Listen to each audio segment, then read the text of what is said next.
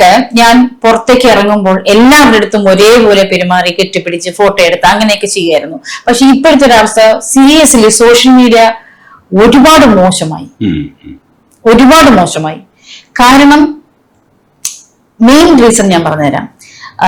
നമ്മുടെ ഒരു പോസ്റ്റ്, വളരെ നല്ല പോസ്റ്റ്, ഡീസന്റ് ആയിട്ടുള്ള പോസ്റ്റ് വന്നാൽ അതിന്റെ അടിയിൽ നമ്മളെ കുറിച്ച് ഭയങ്കരമായിട്ട് മോശം എഴുതുന്ന ആൾക്കാരുണ്ടായി. ഇപ്പൊ ഞാൻ അതുകൊണ്ടൊന്നും മെസ്സേജസ് വായിക്കാറില്ല. പക്ഷെ എങ്കിലും ചില ആൾക്കാർ ഇതിന്റെ സ്ക്രീൻഷോട്ട് എടുത്ത് വട്ടം വരച്ച് നീ ഇത് കണ്ടോ എന്ന് ചോദിച്ച് നമുക്ക് അയച്ചു തരും.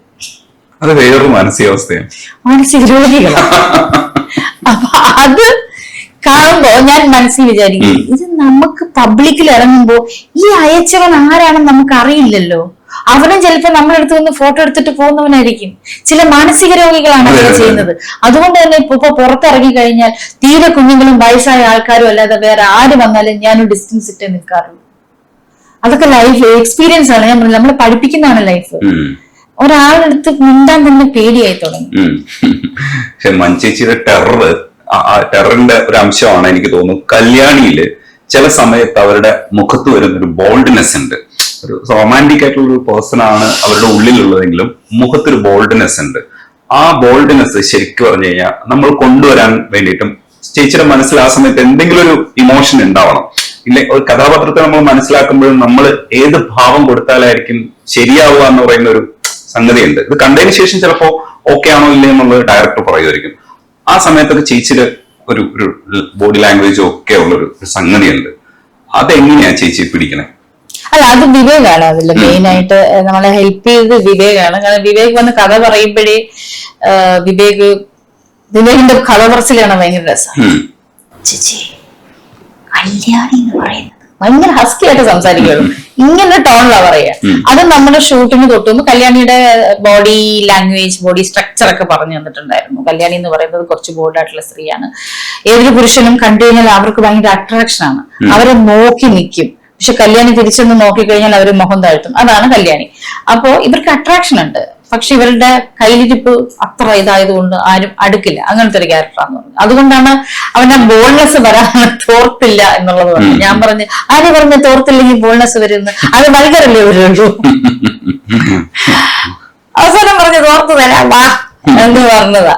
അപ്പൊ അതെനിക്ക് പേഴ്സണൽ ഞാൻ തോർത്തിട്ടില്ലെങ്കിൽ അത് വൾഗാരിറ്റി വരുള്ളൂ.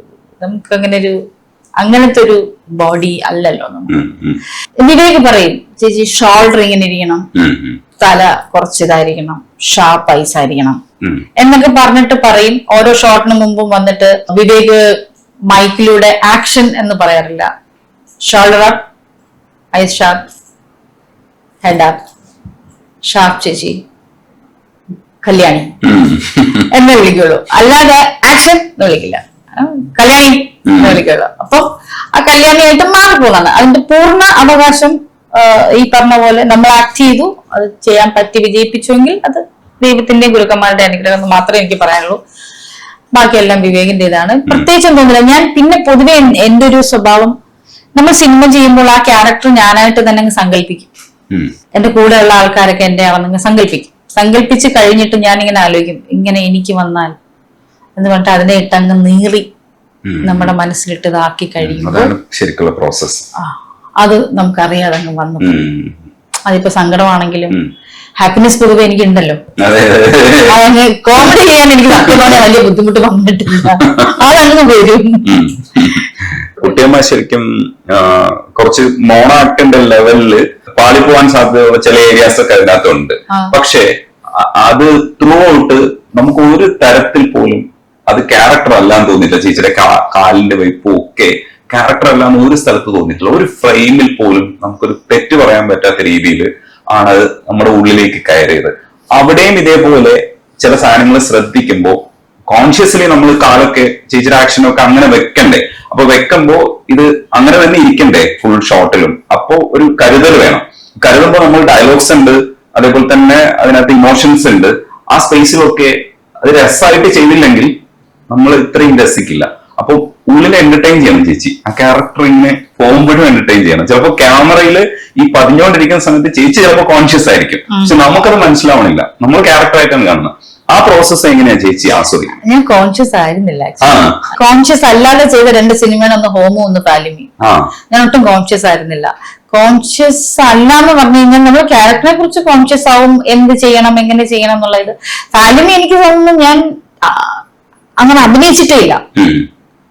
മീൻസ് അങ്ങനെ ഒരു അഭിനയം കൊടുക്കേണ്ടി വന്നിട്ടില്ല. അതെല്ലാം ഒരു നിർജീവമായിരുന്നു. രമ എന്ന് പറഞ്ഞ ക്യാരക്ടർ ഒരു ലൈഫിൽ ഒത്തിരി അനുഭവിക്കുകയോ എല്ലാം ചെയ്ത ഒരു നിർജീവമായിട്ടുള്ള ഒരു ലേഡി ആയിരുന്നു.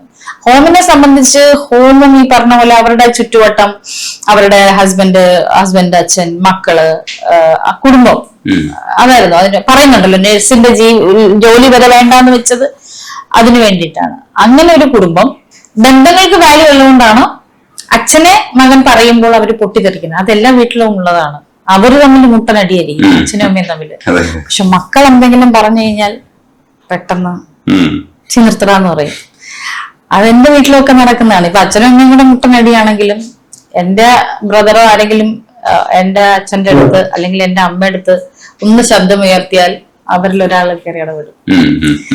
അതെല്ലായിടത്തും കാണുന്ന. പിന്നെ കാലിന്റെ സംഭവം ആക്ച്വലി എന്റെ ലളിതാമ്മയ്ക്ക് കാലിന്റെ മുട്ടിന്റെ പ്രശ്നമുണ്ട്. ആ ലളിതാമ്മ നടക്കുന്ന എപ്പോഴും ഇങ്ങനെ ഒരു ഇതില്ല. സുജിത്തിന്റെ അമ്മയ്ക്ക് കാലിന് ഇച്ചിരി പ്രശ്നമുണ്ട്. അപ്പം ഈ സുജിത്തിന്റെ അമ്മയൊക്കെ ഞാനോട് ഭയങ്കര ക്ലോസ് ആണ്. ഇപ്പോഴും വളരെയധികം സംസാരിക്കുകയും ഒക്കെ ചെയ്യുന്ന, എല്ലാ കാര്യങ്ങളും വിശേഷങ്ങൾ പറയുകയൊക്കെ ചെയ്യുന്ന ഒരാളാണ്. അപ്പം ഈ കാല് വെച്ചിട്ട് അമ്മ എപ്പോഴും എന്ന് പറഞ്ഞിങ്ങനെ നമുക്ക് അതൊക്കെ ഇങ്ങനെ മനസ്സിൽ വരും. അത് നമ്മളിങ്ങനെ കൊടുക്കുന്നതാണ്.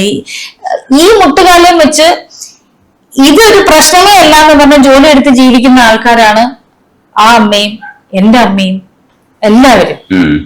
അതൊന്നും ആ കാലവേദന വെച്ച് നമ്മുടെ അമ്മമാരൊക്കെ എന്ത് വേദന ഉണ്ടെങ്കിലും എന്നിട്ട് ഈ ജോലി എല്ലാം കഴിഞ്ഞിരുന്നിട്ടൊരു ഇത് പറച്ചിലുണ്ട്, ഇവിടെ പണിയെടുക്കണോ, അയ്യോ ഒരുത്തനുമില്ല സഹായിക്കാൻ, അങ്ങനെ പിറ്റേ ദിവസം ഈ വേദന വെച്ച് ഒരു ജോലി എടുക്കും.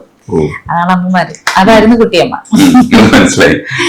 അതുപോലെ തന്നെ ചേച്ചി കോമഡി ചെയ്യുമ്പോ SP പിള്ള എന്ന് പറയുന്ന ഇവിടെ ഒരു കൊമേഡിയൻ ഇങ്ങനെ വെച്ചിട്ടുണ്ട്. അപ്പൊ ചേച്ചി വരുമ്പോ തീർച്ചയായിട്ടും ഈ ഫാമിലി എന്ന് വരുമ്പോ ശ്രദ്ധിക്കുമല്ലോ. അപ്പൊ കോമിക് ക്യാരക്ടേഴ്സിനെ കൂടുതൽ അക്സെപ്റ്റ് ചെയ്യുന്ന ഒരു കുടുംബമാണെന്ന് വിചാരിച്ചിട്ട് അവിടെ നിന്ന് ഒരാളെടുക്കും. ഇത് സത്യത്തിൽ ശരിയല്ല, അതങ്ങനെ ചിന്തിക്കാൻ പാടില്ല.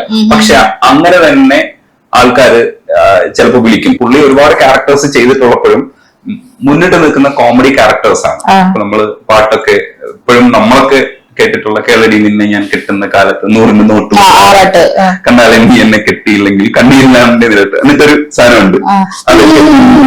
ആക്ഷൻ നമ്മള് ദൂരദർശനിലൊക്കെ കണ്ടിട്ടുള്ള കോമഡീസിലുള്ളതാണ്. അപ്പൊ അങ്ങനെ തന്നെ കോമഡി ചെയ്യുന്ന ഒരാളെ ചൂസ് ചെയ്തതാണോ അതേ അല്ലാതെയാണോ ഈ ചൂസിങ് നടക്കുന്നത്? ഈ ഫസ്റ്റ് ഇതില് സീരിയലിലും ഒക്കെ കോമഡി ചെയ്താണല്ലോ ചേച്ചി തുടങ്ങുന്നത്. അല്ല, തത്തമ്മ പൂച്ച പൂച്ച എന്ന് പറയുന്ന ഇത് ചെയ്തപ്പോൾ ഇവരാരാന്ന് ചോദിക്കുകയും SP പിള്ളയുടെ കൊച്ചുമോളാണെന്ന് പറയുകയും ചെയ്തപ്പോൾ ഇവർക്ക് അതിനുള്ള ടാലന്റ് ഉണ്ടാവുള്ളൂ എന്ന് വിചാരിച്ചിട്ട് ചെയ്തതാണ്. അതിനകത്ത് ഞാൻ വലിയ കോമഡി ഒന്നും ചെയ്തിട്ടില്ല. അതിനകത്ത് സിറ്റുവേഷൻസ് ആയിരുന്നു സബ്ജക്ട്, അല്ലാതെ അതിന്റെ കണ്ടന്റ് സിറ്റുവേഷൻസ് ആയിരുന്നു. നമുക്ക് അഭിനയിക്കേണ്ടി വന്നിട്ടില്ല. പിന്നെ അത് കഴിഞ്ഞ് ചെയ്ത സീരിയലിലൊക്കെ ഞാൻ നെഗറ്റീവ്സ് ചെയ്തിട്ടുണ്ടല്ലോ. സീരിയൽസില് കാവ്യാഞ്ജലി എന്നൊക്കെ പറഞ്ഞ സീരിയലിൽ ഒരു പവിഴം എന്ന് പറഞ്ഞിട്ടൊരു ക്യാരക്ടർ ആയിരുന്നു. ഭയങ്കര ഒരു ഗുണ്ടായിരുന്നു അതിനകത്ത്. അങ്ങനെ ഒരു ക്യാരക്ടർ എനിക്ക് ഇഷ്ടമാണ്. പിന്നെ അന്ന് എൻജോയ് ചെയ്തിട്ടുണ്ട്. എനിക്ക് ഇഷ്ടമായിരുന്നു. കാരണം എപ്പോഴും ഒരു പടി നെഗറ്റീവ് ക്യാരക്ടേഴ്സിന് നമുക്ക് അപ്രിസിയേഷൻ കിട്ടും. ഞാൻ ഇന്നലെ കണ്ട സിനിമയിലും നെഗറ്റീവ് ചെയ്ത ആ ക്യാരക്ടേഴ്സ് പിള്ളേർ എന്ത് രസം, മുറയില് എല്ലാത്തിലും നമ്മള് പണിയില് ഇപ്പോഴത്തെ ട്രെൻഡാണല്ലോ. അങ്ങനെ നെഗറ്റീവ് ചെയ്യുന്നവരാണ് ഹീറോസ് ആയിട്ട്. അതെ, നല്ല മ്യൂസിക് അവർക്കായിരിക്കും. അതെ, ഈ സാഗർ എന്ന് പറയുന്ന അവൻ സാഗർ തട്ടിമുട്ടിയിലാണ് വരുന്നത്. അവൻ ആദ്യം ചെയ്തത് കോമഡിയാണ്. അവൻ ആദ്യം കോമഡി ചെയ്തു. അത് കഴിഞ്ഞ് ചെയ്ത സിനിമയിലും 1-2 കോമഡി ചെയ്യുന്നു. ഒന്നില് മാത്രമാണ് 2 സിനിമ ചെയ്തെന്ന് തോന്നുന്നു. അല്ല, ഒന്നില് രാജുവിന്റെ കുരുതി, അതില് കുറച്ച് നെഗറ്റീവ് ഷെയ്ഡുള്ള ഒരു നെഗറ്റീവ് എന്ന് തന്നെ പറയാം.